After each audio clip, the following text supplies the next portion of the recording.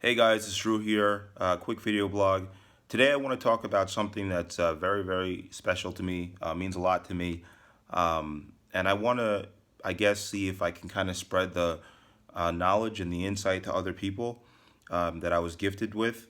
Um, so I'm not a very materialistic guy, okay? But I do like certain things. Today I bought a Rolex, as you can see. I had a video up about when I was buying it. It's on my Instagram. I'll probably share that in a link with you guys soon. Recently, I bought a new S550, Mercedes Benz. I still have my Audi and whatnot. And I'm not super materialistic. I like nice things. But the point in talking about these things is because there was a point in time when I didn't have these things. There was a point in time when I didn't achieve these things. And I'm not going to sit here and tell you that these things were only achieved because I read books from Tony Robbins and Donald Trump. That is true. I read books from Kiyosaki, Donald Trump, Tony Robbins, and all these people. I read books like that, and I had good mentors, and I was pushed. I was surrounded by things, so I was able to perceive certain things and whatnot. But what I want to talk today about is something different because looking back, a lot of situations in my life came together in a way that was spiritually guided and very obviously spiritually guided. I don't want this to be written off as some kind of mumbo jumbo. I'm going to explain the logic behind all of this in just a minute, okay? So, you want to know my secret? My secret to being successful, besides all the usual, mental and physical things of hard work, good health, and mental focus and ambition and affirmations. Besides all of that stuff is supplemental and it feeds the mental and the physical part of you as a human being. Besides that, this is a very, very, very important part that is all too often neglected, and it's called the spirit. Okay, this is my secret right here. I'm gonna put the book up to show you guys. This is my secret right here. See, has my name. It's my secret right here. Life in the spirit. Okay. Now, it's not just the book itself. I mean, sure, the Bible, has a lot of different ways of sending us messages and teaching us things, okay? But it's not just the book itself. It's not just text. It's not just words, okay? It's about living life in the spirit, okay? And let me break that down. It's not just about like, it's not about like, worrying yourself to death because you think that God may approve or disapprove about an action. It's not about it's not about judging other people. It's not about showing up to church in your best dressed outfit. It's not about those things, okay? It's about truly understanding and acknowledging and internalizing the fact that there is a spiritual realm out there, okay? That's what it's about, all right? It's internalizing the fact that there is a spiritual realm out there.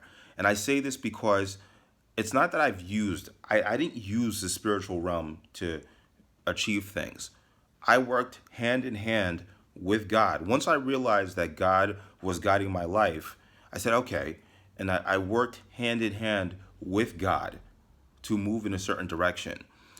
I don't always move in the direction. Sometimes I stumble, sometimes I get off the path, but I know for a fact that he's guiding my life. Okay? So that is not I can't even just I don't know how to break down my whole testimony and story in such a short video, but the long and short of it is that basically it's this. The spirit is a third part of who we are, and it's something that you must absolutely embrace. You must embrace it. One of the best ways to get there and the best paths to get there is by affirmations, basically feeding your mental state, and praying, and then trying to speak with and communicate with God. And I'm talking about in a way that is worthy of God. You know what I mean? Meaning that if you're going to communicate with God, you have to understand one thing. First of all, the first biggest thing to understand, I think, about God is that he's bigger than you, okay? He's bigger than us. He's bigger than us. You need to address him in a way that, if you're overwhelmed with emotion and whatnot, that's different. But but by all means, in normal cases, You need to address God in a way that shows respect because he's bigger than you, okay? He's not so I always say that in my life, I don't kneel. I have a really big issue with freedom and with so on and so forth and kneeling behind before anything. I even had a really rebellious streak and I didn't want to, kneel before God at one point. So I have a really big issue with kneeling. I don't kneel before any human beings. If I were propose to my girlfriend, I'm not going to even kneel. That's how far I take it, right? But I will kneel before God and I will kneel before Jesus. I will kneel before God, right? Now, why am I so passionate about this? Because I know that it's real for a fact. Like there's no question in my mind anymore that it's. I just know.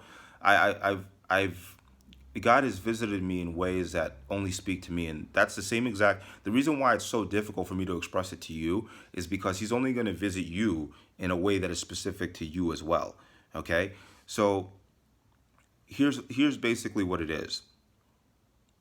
You need to connect with God in such a way that, you know, is true to who you are as a human being, okay? The things that I've achieved in my life and I've accomplished in my life and am accomplishing and still moving forward with, yes, they are given to me by God. Absolutely.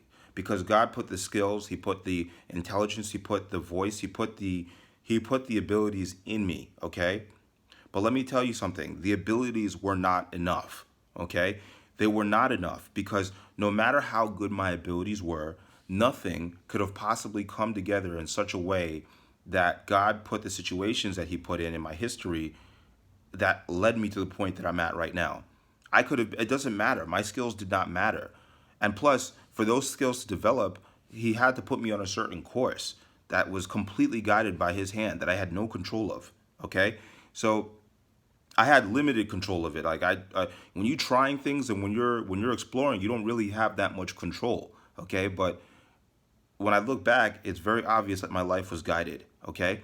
And it's just I'm just trying to. It's very hard for me to explain because I don't want to sound crazy to you guys, but I also want to communicate to you guys that this is absolutely 100% real. That's just what it is. I don't. I know that some people, because of the nature of the spirit and the nature of your flesh and the nature of these issues, as soon as I mention the word God, some people are just going to be like, "Oh, I'm turning it off.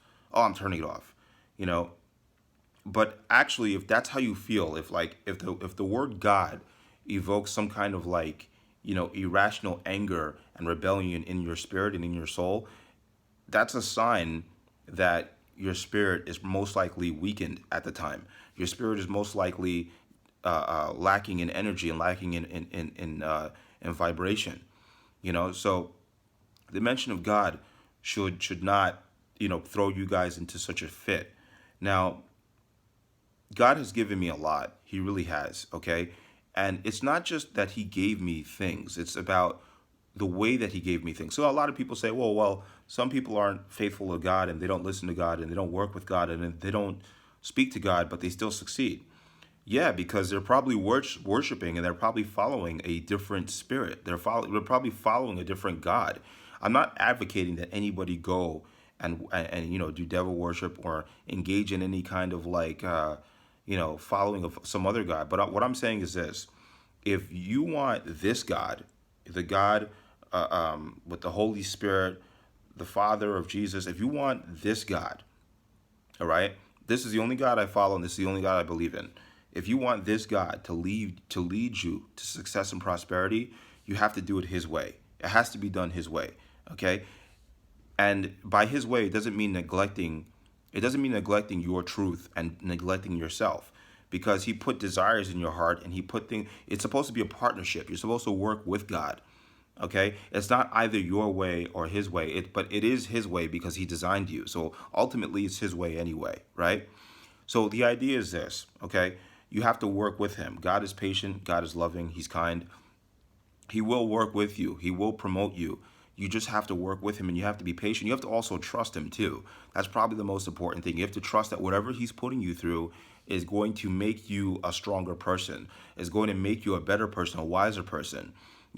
That's why today, like for example, obviously initially, if I lose something, I get annoyed. That's the first initial response. But at the end of the day, my spirit is so made up and I trust in God so much that when he takes things, just because he takes things from you, it doesn't mean that it doesn't mean he hates you. Sometimes it feels like he does, but that's like an immature way of looking at it. And I used to look at it that way when I was younger.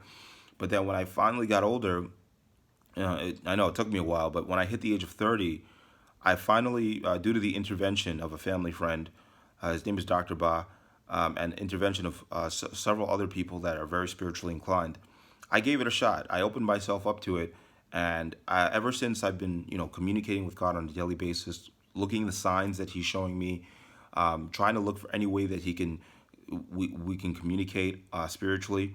Ever since I've been doing that, He has been vastly and greatly and improving the quality of my life because I'm on his path. It doesn't mean I'm not going to suffer. It doesn't mean I'm not going to go through things sometimes, but this is a path that he laid out for me. I also made covenants with God. I made agreements with him. I said, if you help me out, I will tell everybody about what you did. The glory is yours. I will tell everybody about how you helped me, which is what I'm doing right now.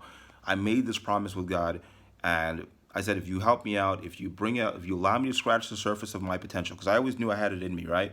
So I said, if you allow me to scratch the surface of my potential, I promise you that I will lead more people to you. I'll become a fisherman of men. I will lead more people to you so they can grow with you as well as I have, and they can have similar experiences with you. And I think God said deal. I think he agreed, because here I am. I wasn't here. I was doing okay a year ago, but I wasn't here. Okay, I was doing decent maybe 3 years ago, but I wasn't here. Okay, now I'm doing really really well, like really well. Like it's really difficult to explain. But I know that God is responsible for it.